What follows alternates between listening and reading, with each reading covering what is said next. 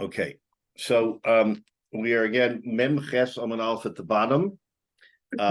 We're deep into the discussion of the machlokes between Rabbi Yochanan and Rosh Lakish as to whether or not Mos Kana or Mashicha Kana. In other words, Midoraisa, is it money or is it Mashicha? So Rabbi Yochanan brought pasuk from the Torah for that money is what makes the kinyan.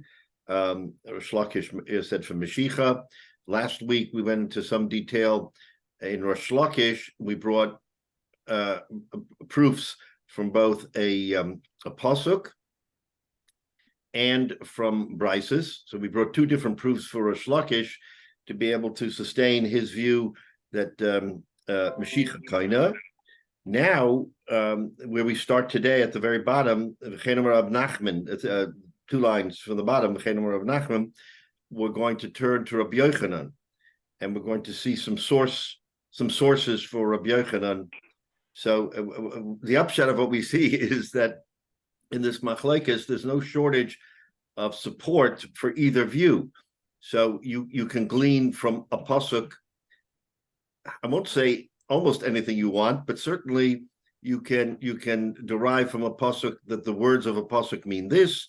And we're going to see that more specifically this morning when we look at one pasuk, and we're going to see how the two Amoraim, from the same words of the pasuk, literally pull out two different interpretations. And that's part of the deep thinking of the Gemara, is that it shows us a pathway that when we learn, you have to have sort of what we call a breitkeit. You have to have a broad view of Torah, a broad view of Torah, because you can see it from one side or see it from another side.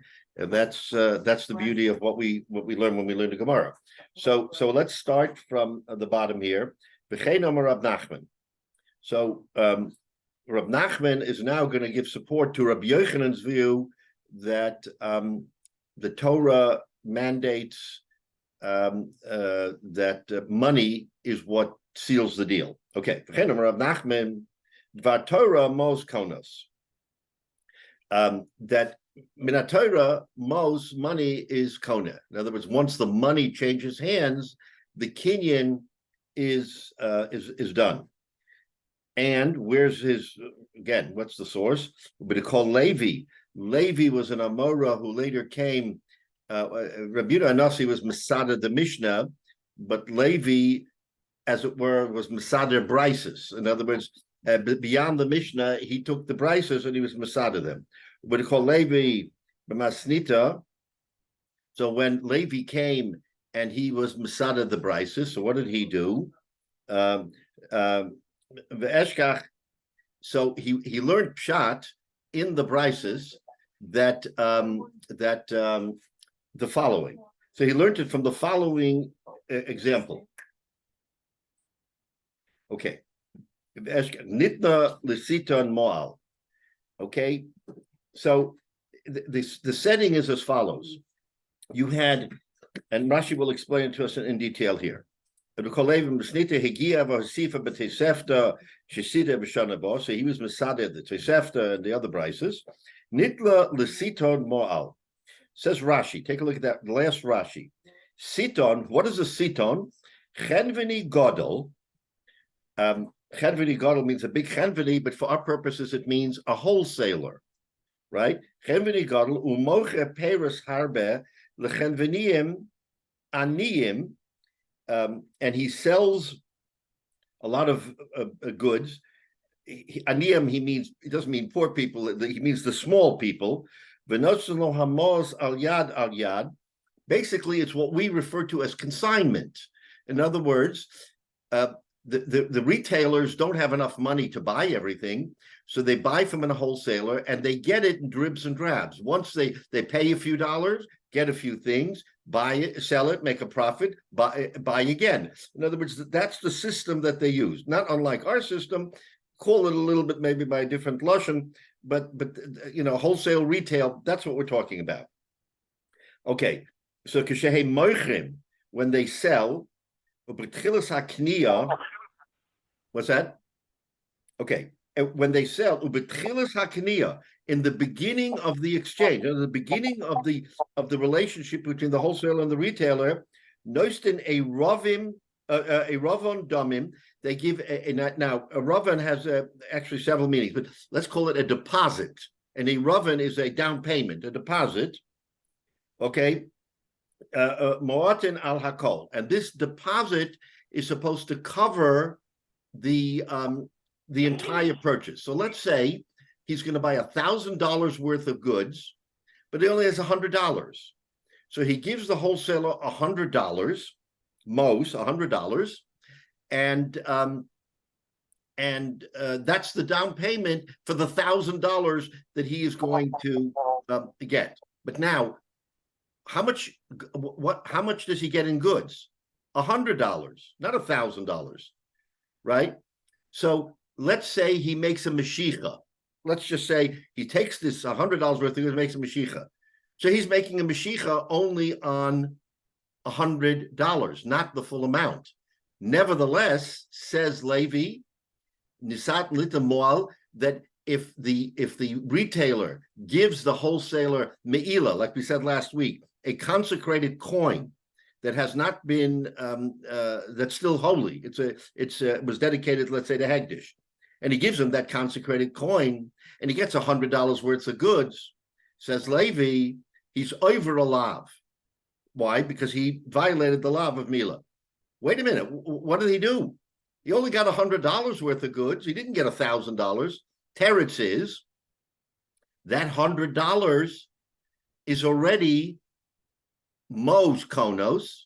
The money that he gave is koine, and therefore he's chayav the lav. So he wants to bring a raya from here that you see that Mos is konos, because if Mos wasn't konos, you'd have to wait until the whole $1,000 was transacted, and then at the end of the $1,000, you can say, oh, now the deal is done. Now he can be liable for me'ila. Why is he liable for me'ila at the very beginning? Teretz is Mos konos. So this is the raya Rab Nachman brings from what Levi did by being Mesader and saying that me'ila happens right away. Yeah, Jay. How can it be Kona on the full on $900 dollars worth of stuff which he can't be Kona on that with the $100? So why is there a lav on the whole transaction when he's only done a partial payment and a partial Kona? Oh, so this Gemara wants to be mechadish to us that a rovon, a deposit, is sufficient to bind you, even if the rest of the $900 is going to come, goods are going to come later. The Eravon is what seals the deal. And the Eravon is the money that you transferred at the very outset. That's exactly the point. You're asking the right question, but the teretz is that's what the Eravon is for. The Eravon is the deposit that locks in the deal for the whole deal, which it could be $1,000 or even more. So that's Levi's pshat. Okay. So when the remainder comes, you don't have to do another Mashiach? When the remainder comes, because it's after the fact. In other words, You've already transacted at the very beginning. The rest of it is just add-on. But we see from here that money is koneh, because if you needed Mashiach, then you should wait until the whole $1,000 worth of goods were transacted so that the Mashiach on the goods would be completed. When the $1,000 is paid, not when 100 is paid. When 100 is paid, you're only getting 1/10 of the goods. Why should there be? Why should you be chayiv? Because it can't be Mashiach, it has to be money, because money was already transacted. Yeah. Nowadays, if you try to buy a car and you say, I'm going to give you a deposit. A deposit, right. Deposit. They will hold the car a certain amount of time. But if somebody comes along with the full cash in his pocket and you haven't shown up within a reasonable short amount of time, that car is gone. So the deposit doesn't guarantee that you're going to get the car. That's what I'm getting at. Here, you're saying the deposit guarantees that nobody else can buy it. Oh, okay. So what I have to say then, the word a ravon has two different meanings. A ravon could mean deposit, but a ravon could also mean down payment. A deposit means a security, a secured interest. Like you say, I'm putting down a deposit. I want this car, and wait for me, and I'm going to give you whatever it is that we agree upon to fulfill the purchase. Let's call that a deposit, right? But a partial payment is no longer deposit. The payment means I own it, right? So I want to split the difference, because the Gemara is going to split the difference, and it's going to tell us a Ravan can mean two different things. It can mean you've bought it with a certain amount of money, and that money means you're now the owner. But it could also mean a Ravan, a deposit to pay to fulfill the deal. So that's how we have to look at Ravan. And we're going to see as we go through this Gemara this morning that it's pretty material how you interpret a Ravan. The same word can mean two different things. So if you buy something, let's say, and a car is a good example. I mean, I don't pay for my car. I mean, I put down a certain amount of money, right? And then that's my car. No one else can take my car away if I put down a certain amount of money, because I didn't put it as money payment for the future payment of the rest of what I owe, but not to hold it, to actually buy it, right? So to actually buy it, not to hold it. From my experience with cars, when you give a deposit, it is not a down payment, the way you're describing. Right. Okay. So here, but let's go a little bit further. You're going to see that the Gemara does make a chiluk as to what that a Ravan is. They call it the same thing. It's an a Ravan. And a Ravan is I mean, it means a deposit, but it can mean two different things. So anyway, here we see. In the case of the Gemara here, can either side back out of the deal? Oh, that's the question. Now we're going to get to the heart of the question. Can you back out? Because the rest of this Gemara is going to talk about the Mishapara. The Mishapara, as we know, is sort of the curse, or the strong language about what you do for reneging. That's the question. Can you back out with this Ravan? So we're going to get to that in a minute, because that is really the question, Jay. All right. So what does the Gemara say? That he brings down Levi, and he proves that money is the Iker, because when you put down this Ravan, right? You put down this Ravan, and you did it with a consecrated coin with me, and you were over Me'ila, right? You were over the Isser, and the reason why you're over the Isser is because money was already Kona just by transacting. Otherwise, you should have to wait until the end of the deal, which could be month or weeks or whatever days. Okay, now atop of Memches Omid Beis, Ela Kasha L'Rosh Lakish. This is an ironclad proof to Rabbi Yochanan. What does Rosh Lakish do with this? How does he interpret the same Gemara? Because now this is problematic. Omalach Rosh Lakish. So Rosh Lakish says, no, it's not a problem to me. Haimani Reb Shimon he. So he says, wait a minute, this is not a problem, because the whole Manda Omer of this Brisa is Reb Shimon, and we said if you go back to Memches, we said Reb Shimon supports Rabbi Yochanan's view. So basically, you're repeating Rabbi Yochanan's view through Reb Shimon. Rish Lakish doesn't have to buy it. In other words, Rish Lakish is saying, I hold like the Tanna Kama. I don't hold like Reb Shimon in the Mishnah. So therefore, since this Brisa author is Reb Shimon, I don't have to hold of it. So that's how he answers the question, because otherwise it would seem, from what Levi says, that it should be pretty straightforward that money is Kona. All right. So Rashi on top, Elakasha, Hachmas, listen to Levi or Rish Lakish. This Mishnah or this Brisa is a kasha to Rish Lakish.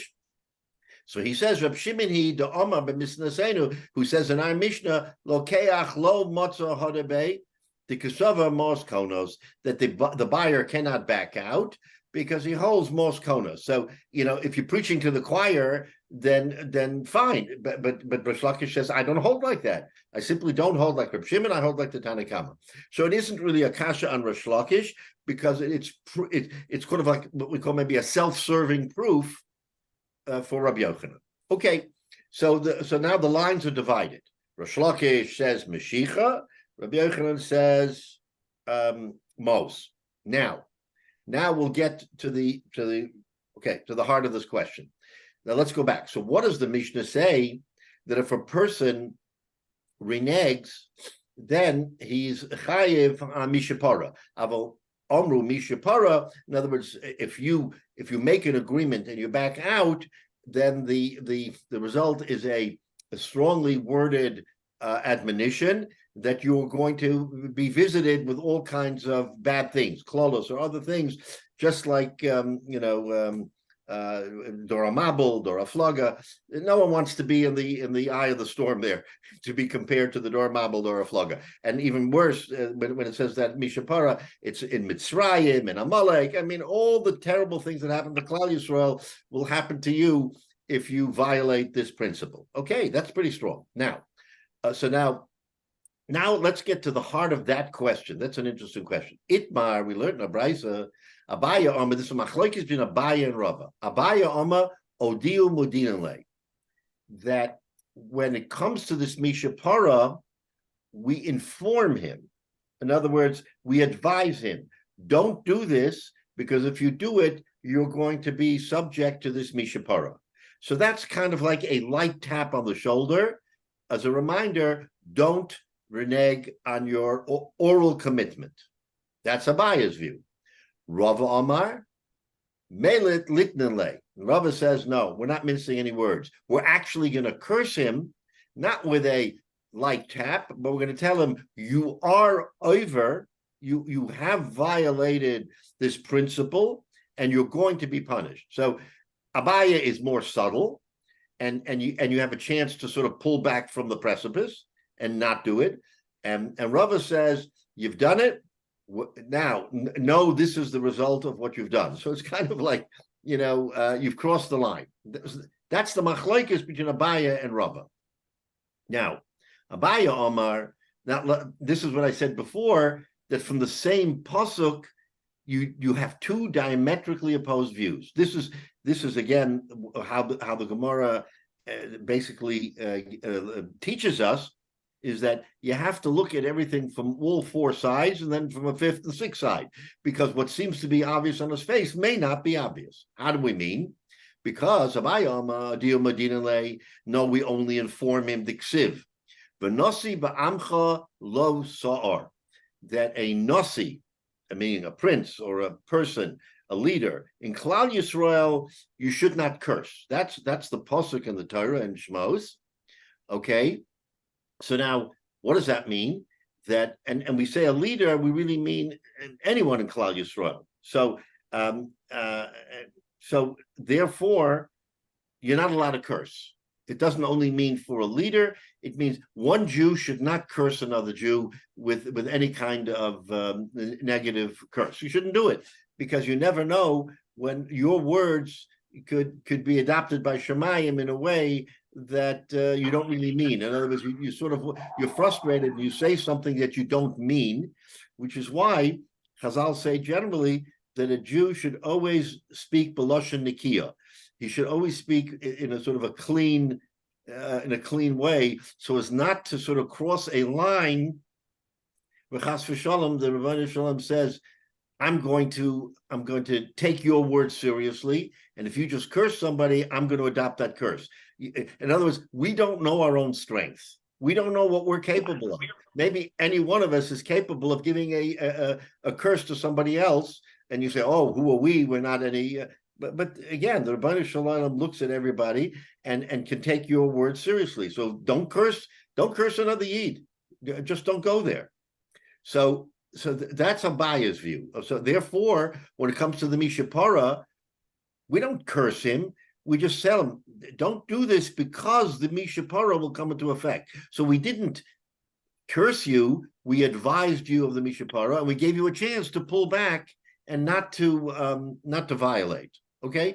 Nasi ba'amcha lo sa. Rava Omar. So what's Rava's excuse? If Rava says, if Abaya says from that pasuk, so Rava says, no, the same pasuk, the very same pasuk, Omar, Melet Latinale, we are cursing him. Diksiv, same pasuk. Nasi ba'amcha, ba'amecha. So what is ba'amcha? Ba'amcha is when you are amcha, when you are like my people do not curse.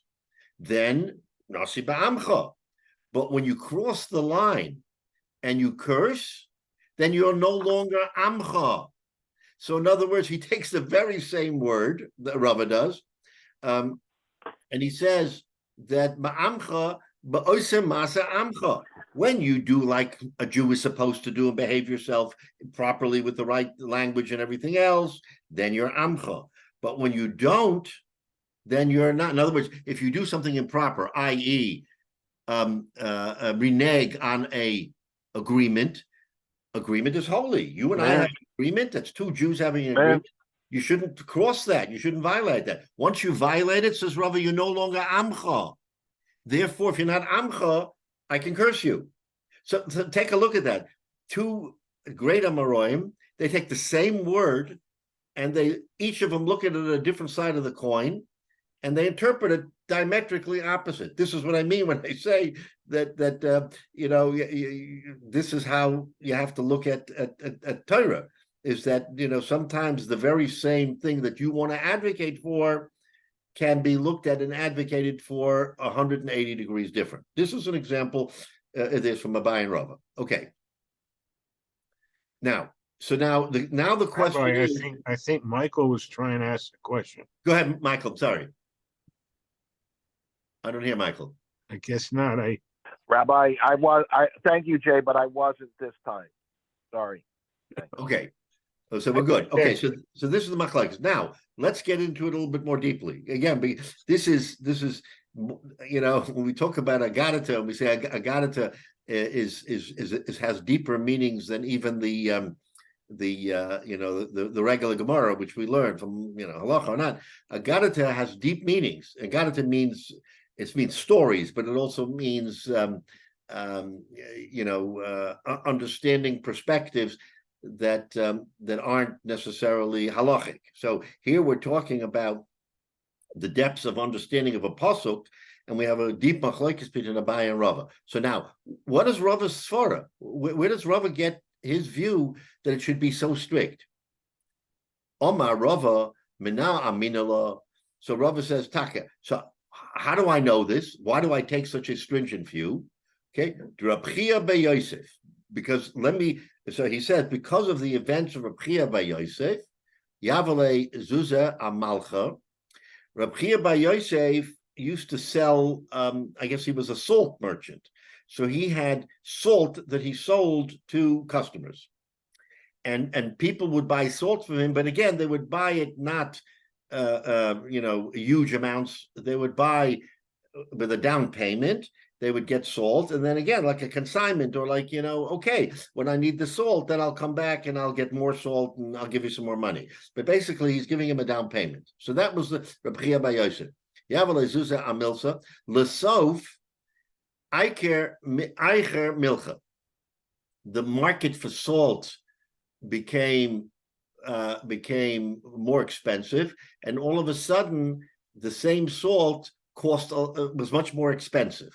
Okay, so now you have a situation where Rabbi Hyatt by Yosef sold it on consignment, but all of a sudden the salt that he was dispensing became much more expensive, and he wanted to charge more money.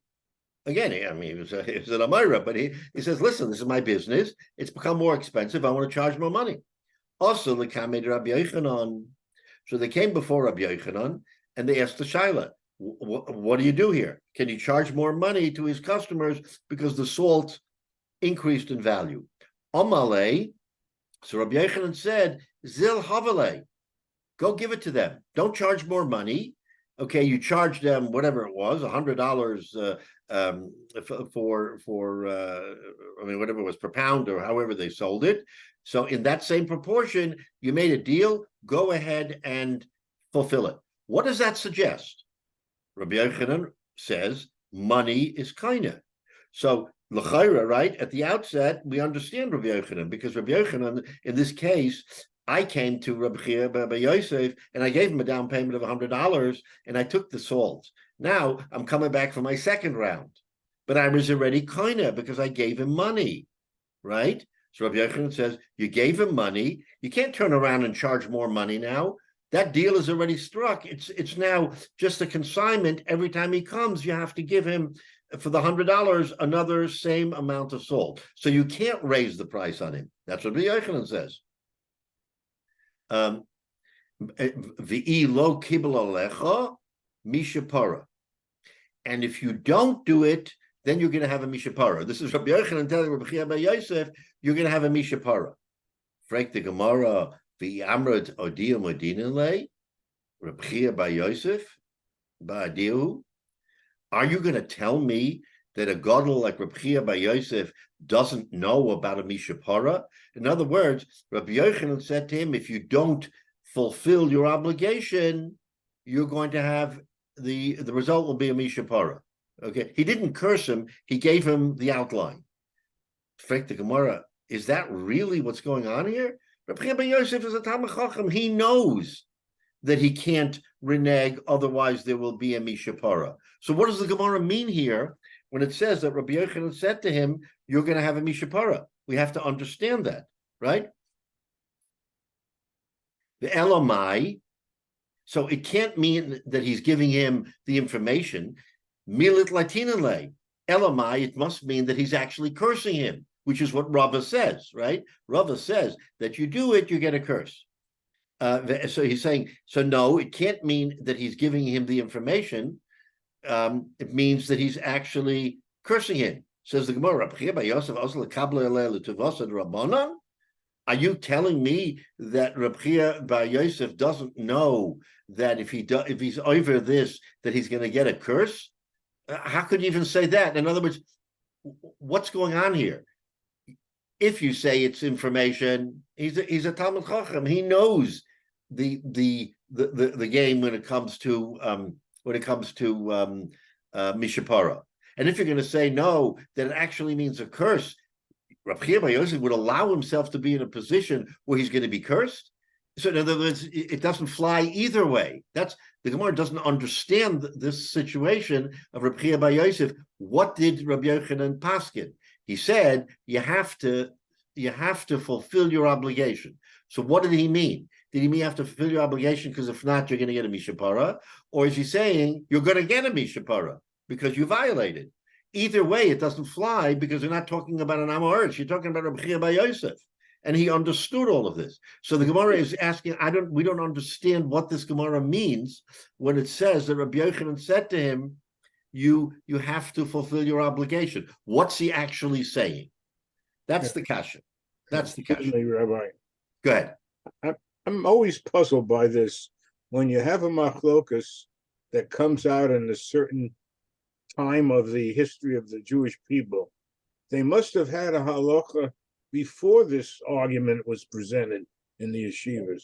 What, don't they have some precedent about this kind of a question that should have driven this machlokas towards an answer that was always there? Well, right. So you're saying that when the Gemara discusses this, it's discussing something that was already decided. That's basically what you're saying, right? In other words, what's this question? We should know from beforehand what the answer to this question is. But this is the question the Gemara says that kicks off the discussion. In other words, the Amoraim are now sort of clawing back to what the Mishnah says. The Mishnah says you're over a mishapara if you violate an oral agreement. Okay, that's the Mishnah. Comes the Gemara, and the Gemara says, what does that mean? What does it mean you're violating? So let's understand it. Okay, Machlekes Abaye and Rava. Abaye says it doesn't mean that he curses him. It means that he gives him an admonition. Don't do it. Says Rava, no, it actually means a curse. This is it. This is that first discussion of it. You're suggesting it was discussed before, and I'm telling you, this is the discussion. This is the first time Abaye and Rava, who were among the early Amoraim, and they're now sitting and they say, okay, we have a Mishnah. What does that Mishnah mean? But the way I'm asking is that there was commerce before this machlokas happened. If the Gemara is just trying to rederive what the answer was, is one thing, but there was life before this machlokas, and this is a regular commerce kind of question. So the notion that there was a curse all along as one of the options doesn't necessarily seem that society would have accepted that kind of a Rava view.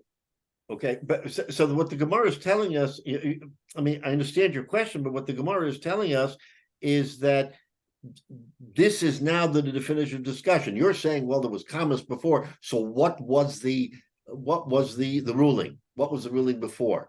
And again, this is Abai and Rava now grappling to understand what should we do. What was the ruling before? Obviously, before there was a codified Mishnah, there was no sort of definitive rule. The Mishnah is what codified the definitive rule. So beforehand, it could have been, I hold like this, you hold like that. In other words, until Rabbi Hyatt came and said, this is now the definitive way to look at this, that if you violate, so you're asking what was before, and I'm saying what was before could have been a sort of a hodgepodge of views. In other words, he held like this, he held like that. Everybody held like, why don't they in their own circle what it was. Rabbi said, no, there's going to be one rule for everybody. Okay, but why doesn't this machlokus include the information about how it was dealt with in the past? It's like ignoring all the past. Because I think what they're trying to say is, don't look at the past. In other words, what happened before could have been something that was not codified. When something isn't codified, and we know this from the law, right? I mean, when you codify something, that becomes the definitive way of looking at that, right? So before it's codified, what was it, right? So you could easily say, well, before it was codified, there was a machlokes. This one held this way, this one held that way. It was the codification that pulled it all together and made it uniform, that there's only one view. Otherwise, all of Torah would be, I don't like your view, I like my view. So, al pi halacha, I mean, unfortunately, I go to you, I get one answer for halacha. I go to him, I get another answer. And I go to the third person, I get another answer. You can't live that way. Another Torah isn't meant to be three different views of the same halacha. That's what Rabbi Hyatt, the greatness of Rabbi Hyatt is he was Mesader, the Torah Sheba'al Peh, and said, in Lithuania it's this, in Pumbedisa it's this, in Basra it's this. No, we're now going to organize and say this is the halacha. This is the halacha. This is the case law. If this is the case law here, this is the right. So the question I have is... So what Jay is asking is, wasn't there case law before the definitive answer? And the answer is that case law is all over the place. Okay, right. Is this just simply the best way of crystallizing what the best question, the best framing is of this particular issue? Right. No, what I'm asking is, in the process of this machlokus, neither one of them, well, the Gemara doesn't bring down, it used to be both ways, or something that acknowledges the past before this machlokus became official.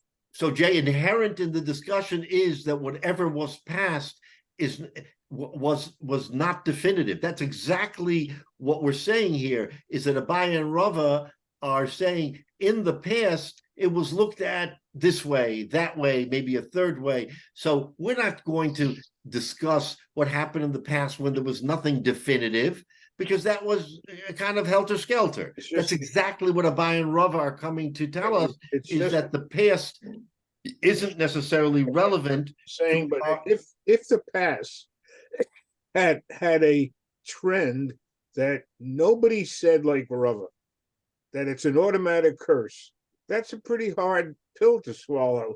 And to say that the people in the past wouldn't have accepted that should be part of this discussion, because the Rava's view is very extreme when you're talking about regular people. You know, even Talmidei Chachamim, it doesn't matter. It's an extreme thing to say it's too late, you've got a curse. Well, so I think what you're really saying is that Abaya is codifying all of those who in the past took the view that the Mishapara was a suggestion, It was a warning. Remember, in Klal Yisrael, even on matters of even greater concern, you have to have hasra, right? We talk about giving warning. If you don't give warning, you can't punish someone for something that is so obvious that it's wrong, but you can't punish him because he wasn't given a hasra. So hasra has to be part of it. Says Abaya, this is hasra. This is warning. This is warning. Rava is collating the view, which probably existed before, Jay, among many others, that you are assumed to have known that this is not something a line you should cross. So when you cross it, inherent in the crossing is, we're going to give you this mishapara. I mean, again, that's part of the argument. What about Hasra, according to Rava? Is there Hasra? Was there Hasra? But so everything that happened beforehand, of which it did, because clearly life pre-existed Abai and Rava, but for all intents and purposes, Abai and Rava are now our sort of two guiding lights of the differing views. Abai is saying all of those who said in the past that this is it's a tap on the shoulder. I'm now saying definitively it's a tap on the shoulder because there's a pasuk in the Torah. So all of a sudden, Abai is hanging his head on a pasuk in the Torah. It's not just making it up. And Rava says, wait a minute, that same pasuk tells me something different. So you have two Gedolim, two Amoraim, each saying the very same words that you're saying is A, I'm saying is B. So let's say there were differing views, Jay, before this discussion. Of course, there were differing views in commerce, but it wasn't codified. So some could have said, oh, you're over a lav, you shouldn't do this. Others said, no, it's not a lav because you weren't warned, because there wasn't hasra. So yeah, all these things that we know of are coming into play here to understand the sharp differences between Abai and Rava. So I think we can sort of rest our case now and say that whatever happened before happened, and there were differing views which were not codified. So if you lived in one town and this was the way people did it, so that's the way you did it. This is now the definitive statement between the two great Amoraim saying that there's no longer going to be your view, my view. It's going to be the view. But that view is, there's a machlokes on that view. Abaya takes a very direct, a different view, a different approach, and Rava takes a different approach. So I think that's the way you have to look at it. But take a look at the pasuk, the Rashi, ba'osa masa amcha. That pasuk in the Torah is very interesting. Ba'amcha darshinon, among your people, hachi, v'hava lav, oisa masa amchahu. In other words, the lav is oisa masa amcha. The ksiv, so he brings down from Tzafanya, from the Navi, she'erish Yisrael lo yasa avla, that Klal Yisrael, she'erish Yisrael meaning the rest of Klal Yisrael, does not do any sin. They don't sin. Lo yidabru kozov, and they don't speak sheker. So the Navi is making a broad statement: is Klal Yisrael doesn't sin. Klal Yisrael knows that what's the right side, and they don't sin. So if that's the case, then that's the standard by which Klal Yisrael is judged. Says Rava, right? You're right. Klal Yisrael doesn't sin, but here comes a man, and he violates what everybody else would say would never violate, i.e., he reneges on a deal, because that's not something a Jew does. So because he reneges on the deal, he falls out of the parsha of Klal Yisrael doesn't do evil. This man did something wrong. I mean, the Torah tells us about Mekoshes Eitzim, someone who was violative of the Shabbos. Here we have the Aser Sedibris and everything else, and you shouldn't violate the Shabbos. And then the Torah tells us of one person who violated the Shabbos. Where does he come to violate the Shabbos? He was at Sinai, right? He was at Sinai. He knows that you're not allowed to violate the Shabbos. The Torah says something moved him, which is not a Jewish trait. It's not part of Klal Yisrael to violate a mitzvah in the Torah. So if someone does it, then he has to be punished. And that's the discussion here between Abaya and Rava, is that Abaya doesn't want to automatically throw him to the wolves and say, you're out of Klal Yisrael. We want to give him a tap on the shoulder and give him a warning. And Rava says he should be towing the line like everybody else in Klal Yisrael. If he doesn't toe the line, hit him with it right there. So that this is the chumrah of Rava. I mean, you talk about Beis Shammai, Beis Hillel.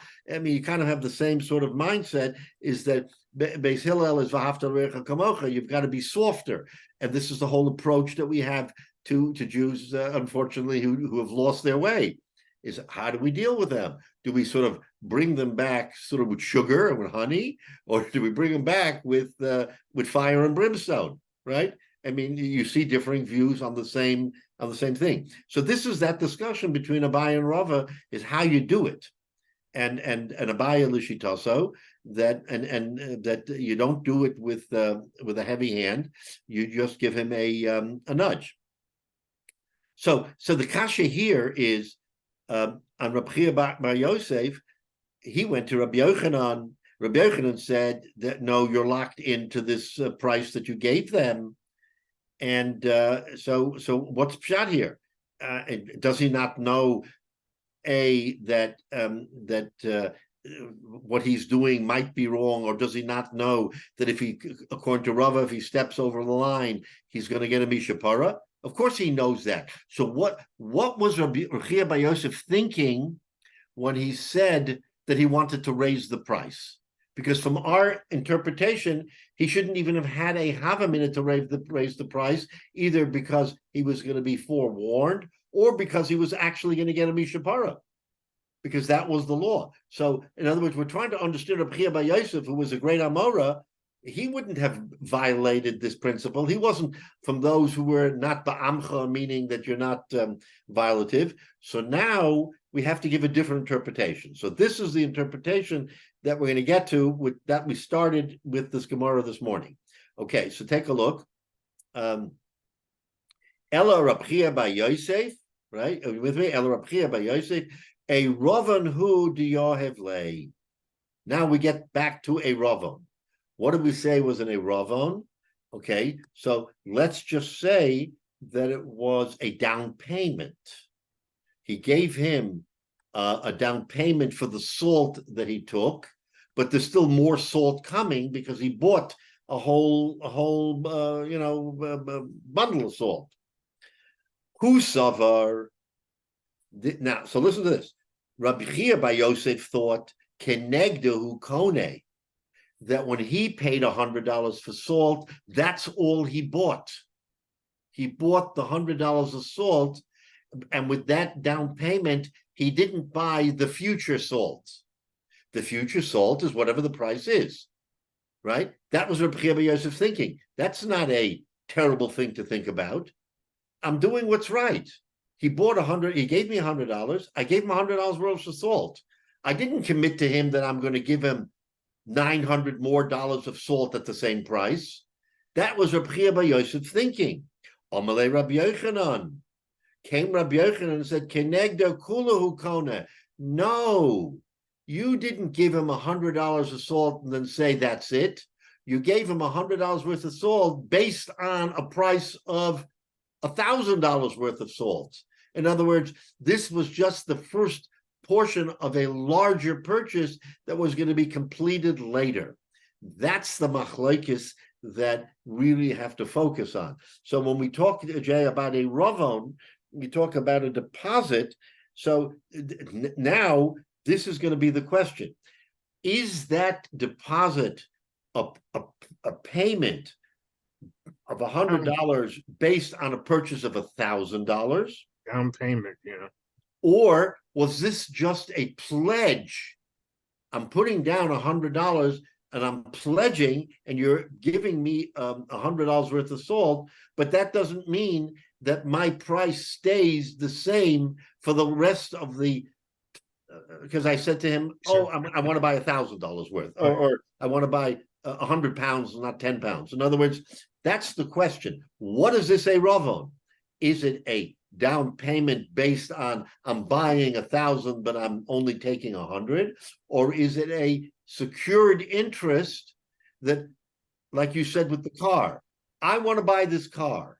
I'm putting down a certain amount, but if Scott or somebody else comes and puts down all the money, I'm out of luck. He bought the car before me because I didn't secure the car with the 100. I just put it as a placeholder. So that's the discussion here. Rabbi Yochanan says it was only a placeholder. So I it didn't mean gets, to sell him $1,000 worth for the same proportionate amount, because if it goes up, why should I lose? so it's the intentions of Right. the buyer. So Rabbi Yochanan says, right. So Rabbi Yochanan says, when you put down that 100, you've now locked in the price for the rest of that purchase. That's the discussion that Rabbi Yochanan is having by saying to. So in other words, this isn't the question of Misha Para, that he was doing something so terrible that he was violating a principle of the Torah. It was a question of interpretation. What is it that $100 reflected? And based on interpretation, you can't give him a mishapara. Mishapara is when you violate the principle that the Torah said. You made a deal, you're reneging on the deal. I'm not reneging on the deal. My interpretation of the deal is that all I'm giving is $100 worth of salt. I'm not giving him $1,000 worth of salt. When he comes to me next time, it could be that the salt will go down in price or up in price. He may be the beneficiary or I may be the beneficiary. But it's a fluctuating, right? It's a fluctuating matter, as opposed to this is a down payment for the whole thing. So that's how the Rabbi, there are. Go ahead. Rabbi, there's so many variations to what the transaction could be. This could be a subscription. It could be for a lot of salt. That is a total amount. It could be for a period of time. I mean, there may have been standards in business at that time that would have indicated what it was, but realistically, it's all the more reason why there's no the transaction has to be described as what took place. He put down $100. What was the purpose of the $100? It's all in the deal. It's not a matter of just laying it down there unless there was an established criteria for doing that at the time. Right. So you're exactly right, but that's where we're now going into a territory of what does a ravon mean? What does it mean when you gave in a ravon, which, as I said at the very beginning, has a dual meaning? In other words, we didn't differentiate. Maybe there should have been a separate word for deposit as a result of a payment for something. When I pay for something, that presupposes I'm already buying it and I'm giving you the first payment, installment payment. You can't come to me later and say, wait a minute, you made a deal for 10 installments of salt, but I'm only going to honor the first installment because the price went up. So the second installment is now not the same price as the first installment. That you can't do that. But if you say a ravon it's a placeholder, I'm in line to buy this. What's the price? That we'll see later. We'll see depending on what happens, because I'm taking a risk that it will go up in price or down in price. Maybe it'll go down in price and I will be the beneficiary. You'll have to give me more salt for the same money. But they use the same word, Michael. The point is they're using the same word, and that's what's confusing. I understand that. But if we go back to the original precept, it's why money was like produce, an exchange for something. It has, it's not a deal. It's an exchange piece. It's not actually acquisition. This whole thread relies on the money, the interpretation or imputation of that money is transacting. Without understanding the terms of the transaction, it's no transaction. Nowadays, when they give a deposit, typically they'll write, and the remainder that is owed is exactly, the full price minus the deposit. So there's no confusion that this is actually a purchase. That's the only way to protect yourself. If you just say, if somebody, it just gives you a receipt, a deposit of $100 for a car or 1,000 for a car, it doesn't mean you're buying the car. Right. And therefore, Rabbi Yosef interpreted it as saying, I'm not reneging on anything. I gave him the salt for $100. I'm not reneging because that's all he bought. He didn't buy the second. He just gave me a placeholder. And Rabbi Yochanan says, no, it's not a placeholder. It's the initial purchase of an installment. That's why the word a rovon it's a two-faced coin, a rovon. What are we talking about when we say a rovon? The Torah didn't distinguish between a down payment or a secured deposit. That's what we would call it today, a secured deposit. A secured deposit, now the machlokes is, did you actually buy on consignment for the rest of that purchase, or was it, okay, you're the first in line to buy, but if the price changes, you got to pay. Either I pay you or you pay me. Sometimes you'll be the beneficiary because it'll go down in value, not up in value. So that's and with that in mind, there's no mishapara, because Rabbi Yosef, in his view, was not violating a principle in the Torah. He was simply interpreting a rovon to me. I gave you what we bargained for. The rest of it is a new matter. Rabbi Yochanan says it's not a new matter. It's all part of the same transaction, and you may not, because Mos Konos, and once Mos Konos, he already bought the entire $1,000 worth. He only gave you 100, but he already bought the other 900. If you bought the other 900 and you switch it up on him, that's a mishapara. That's the essence of the machlokes, the way we understand it, is how you interpret a rava. What is the meaning of a rava? That's why I said at the outset, that's going to be a very interesting discussion. Because it makes the Gemara so much fun. There's almost never a star involved.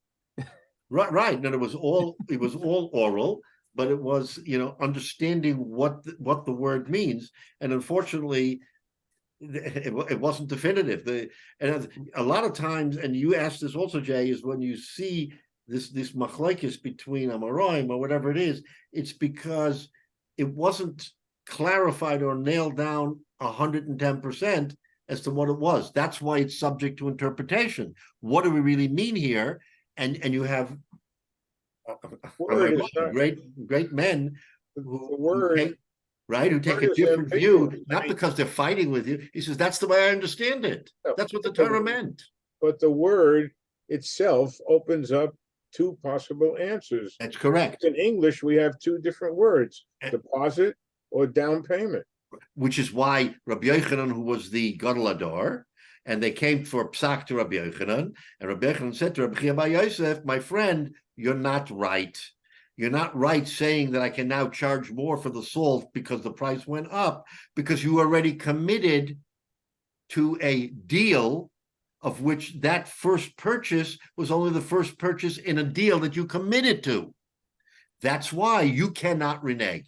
So he said, okay, I didn't mean to, I'm not backing out of my deal. Rabbi Yochanan says, okay, now you have to follow suit and you have to say, I made a deal. I now have to fulfill the deal for the rest of the purchase. So he's interpreting a ravam to mean not a secured interest, but an actual first step of a larger purchase, right? First step of a larger purchase. Okay, so that answers the question as to Rabbi Yosef. We asked the question, doesn't he know that a mishapara is a terrible thing? And doesn't he, why would he subject himself to it? The answer is, he didn't subject it. He just was taking a position based on what he knew, what he thought the halacha was. He wasn't looking to violate the mishapara. So, okay, so under that circumstance, the Gemara says, so we can't give him a mishapara. You can't give him a mishapara on something that he himself felt was the proper halacha. Okay, so that's the question here. So now the Gemara goes on. I'm going to go a little bit further. The Gemara goes on and says, you know what? This discussion between Rabbi Hyatt Yosef and Rabbi Yochanan is really a machlokes Amoraim. In other words, they were Amoraim and they were having, this is a circumstance, right? So wait a minute. Rabbi Hyatt Bar Yosef wasn't speaking randomly. He was actually hanging his hat on a psak of an Amora.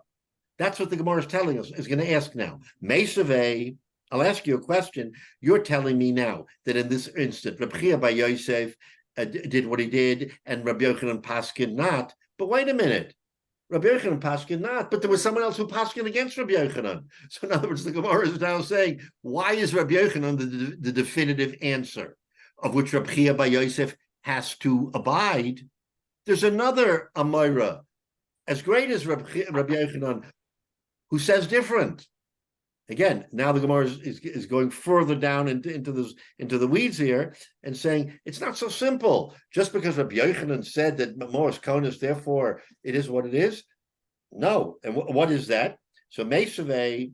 So the Gemara is hold on. So let's see where we are.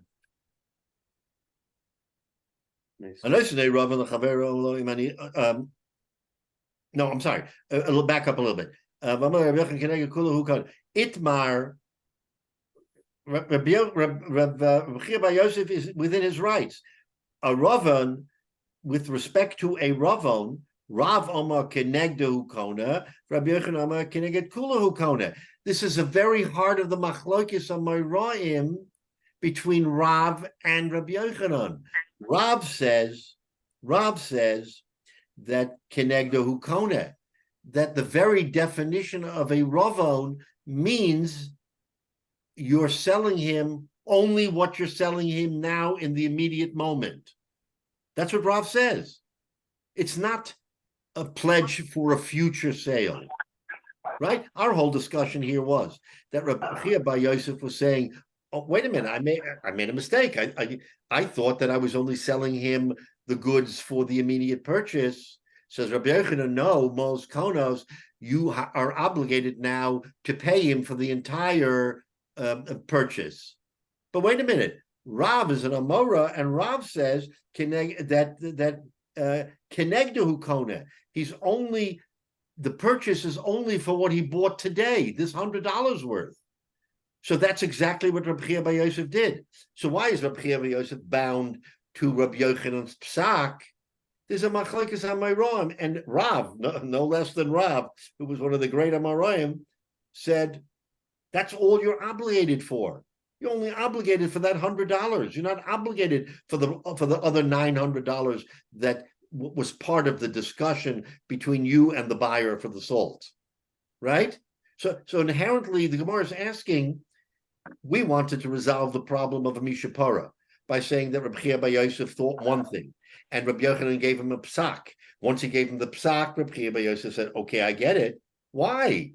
Rabbi Hyatt Bar Yosef is hanging his hat on Rav, and Rav says beferish that when you have an Eravon, you're only obligated for what that Eravon covers, i.e. $100. So once you pay the $100, now you can come back and say, my friend, the price increased. You got to give me $110 for the next batch. And it's not mishapara, because Rav says that's the halacha. So again, we're circling back, like we said at the outset, that it's not one size fits all. We're trying, again, you realize that at the time of the Gemara, this was halacha, right? There was no Shulchan Aruch. Shulchan Aruch came much later. And we are the beneficiaries of the Shulchan Aruch because, okay, and even the Shulchan Aruch has differing views, let's just say, right?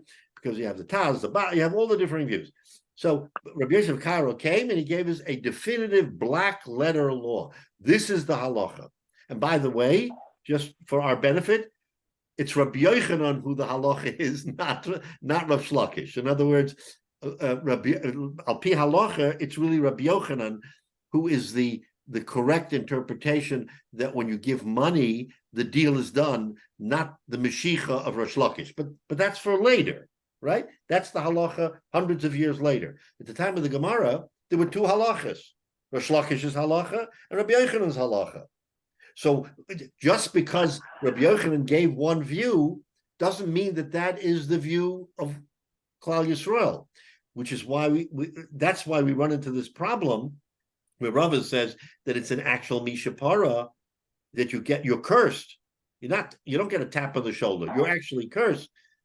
Say the other man, how can you curse him? There's a beferish halacha Rav who says that Rabbi Yosef is right. This is the beauty of it, but also the complication when we learn Gemara is that we're learning it, put our minds in real time to the Gemara, not today. Today we know what the halacha is, but in the time of the Gemara, what was the halacha? Did they follow Rabbi Yochanan? Did they follow Rish Lakish? It was a machlokes between Rav and Rabbi Yochanan. Did they follow Rav or did they follow Rabbi Yochanan? So you have to understand that in real time of the Gemara, which we like to ask questions, what were they thinking? What was the pshat? Is that there were two very distinct views of halacha. There was the camp of Rav, who said, by all means, an Eiravan is only a purchase for what you bought, but not a deposit to be committed for the next, 10 purchases. And Rabbi Yochanan, who said, no, once you made that deal, you made that deal. You can't renege from that deal. Again, right? We understand that. So this is, we're going through this very carefully so we understand that that when Rabbi Yosef did what he did, he was a great Amora. He wasn't about to let himself be sucked into a Mishapara. Why? Because he held like Rav. He held like Rav that an Eiravan is nothing more than a purchase of the immediate purchase. By the way, everybody agrees that for the $100, let's say I gave you $100 and it's supposed to buy $100 worth of salt, right? That's what I did. And the moment I gave you the $100, within a few minutes, the price jumped and it should be $110, right? Everybody agrees that if you charge $110, you get a Mishapara. We understand that, right? In other words, the money that you are now putting on the table, the minute you're buying that, even if, let's say there was a stock market and you looked at the ticker and all of a sudden the salt was 110. You can't go back and say, wait a minute, you just gave me 100, it's 110. Right? You can't do that because you already gave the 100 for the salt. And that's a Metzias. That happened. He may not have actually pushed the salt over the counter, but you bought that salt, you can't renege. That's a Mishapara. But on the other $900 that I'm going to buy, which hasn't transacted yet, according to Rav, that's not a Mishapara. According to Rabbi Yochanan, it is, but according to Rav, it's not because you didn't actually transact it. You only made a pledge, and a pledge is not the same as having made a purchase. Very important to understand that distinction. So, all right, so what we're left with right now is that that a Mishapara is not something that obviously we can take lightly. And even though Rava is very, very hard on Mishapara, you've got to sort of understand Rava's view in the context of the machlokes between, in other words, Rava's view vis-a-vis Abaya in the context of Rav machlokes with Rabbi Yochanan. Rav says that a purchase is only a purchase for what's literally in front of you, and that you can't renege on. But on the next deposit, on the next, and the next, you can definitely renegotiate, as it were. And Rabbi Yochanan says, no, that a Ravon pledges you now for the duration of that discussion. Because Rabbi Yochanan said, okay, I come to Rabbi Yochanan and I want to buy, not Rabbi Yochanan, Rabbi Yosef, and I want to buy salt, and I'm going to buy 1,000 pounds of salt, and here's $100 for the first purchase. And Rabbi Yosef says, fine. Rabbi Yochanan says, you've now committed to the entire $1,000 worth of salt. Rav says, no, you've only committed to what you actually paid for, and therefore Rabbi Yosef is allowed to change the price when the next consignment is due, because he never committed to $100 for the next consignment. So the pledge is not a down payment. That's exactly right. And that's why this word, look, Chazal might have been better if they had two different words. For not a Ravan pledge, not a Ravan down payment. One, maybe they would have put a Ravan for one and another word for the other. But they didn't. They put the same word. And that's what gives us all of this fodder to go through. And Rabbi Yosef very innocently said, I didn't do anything wrong. I did exactly what Rav Paskins that I gave down the money, and that's it. Can you imagine? I mean, if the halacha today, so to speak, was as chaotic as it was at the time of the Gemara, how would we do commerce? Every time you do a transaction in commerce, you say, "Wait a minute, I'm hanging my hat on Rav. I'm not going to do what Rabbi Yochanan says. I'm going to do what Rav says." Therefore, that's the beauty, that's the greatness of the halacha, is that the halacha was finally codified, so we don't have this confusion.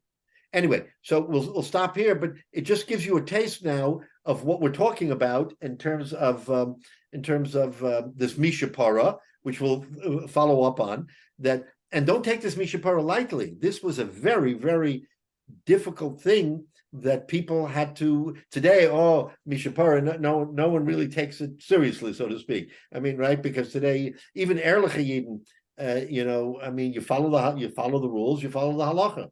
But at the time when halacha was a little bit not as clear as it is today, this mishapara kept people in line because no one wanted to violate a spiritual, issur. Anyway, that's why if you're a Talmud in a yeshiva, it's very easy to go to law school. Right. No, absolutely. I think I gave you the example that many of my colleagues, especially the yeshiva guys who went to law school, many of them have annotated law books with Hebrew language of the Kal V'chomer, or in other words, you translate it into your own language what the law is really saying, and that's the beauty of it, is that a lot of the law is really based on our ancient law. And anyway, so again, hopefully our Torah fulfills the mitzvah of Talmud Torah, but it is a Yeshua for Klal Yisrael. We always have that in mind as we learn that this beautiful learning that we're doing should be a schus for Klal Yisrael, for the Shemira, for the return of the hostages, and the safety of our soldiers and all of Klal Yisrael. Amen. Amen. David,